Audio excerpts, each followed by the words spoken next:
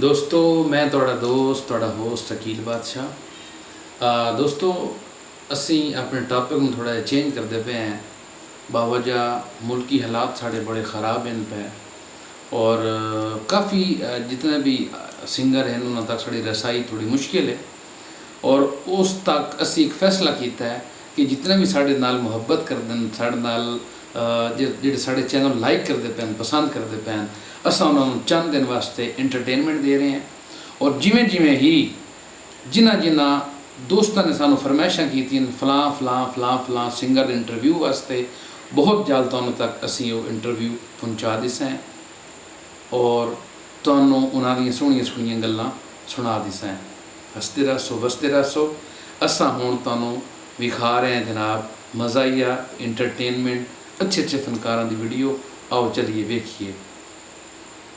आए पैसे उठे रखनी कोई मुर्गा आवे फसे ते मेरा शिकार लगे। जाल नी दादी 420 इत्थे जाल बिछाईनी तो कोई ना कोई मुर्गा आवेंदा।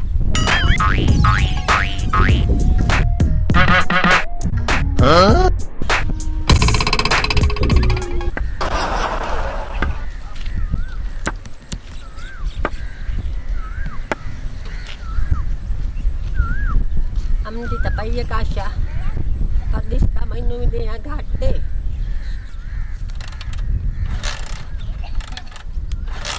पंजाह दफा तेन मैं आख्या गड्डी चलाई कर बेईमान पेट्रोल पवाया कर।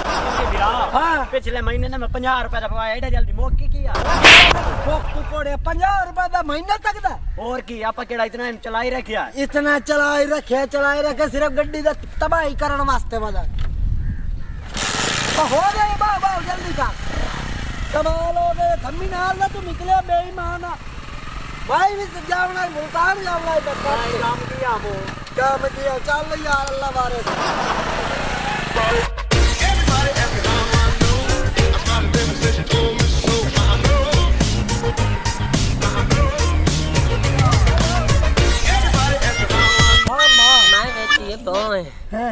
रुपया 1 लाख ते 20,000 1 लाख ते 20,000 किदाई डाय पिया मैनू लाभ के दियो।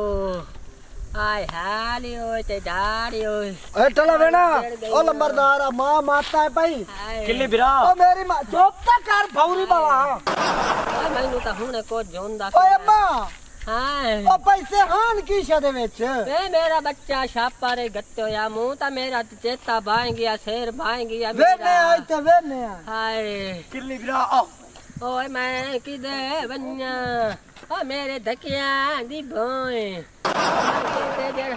किल्ली बिरा अल्लाह लाए भाई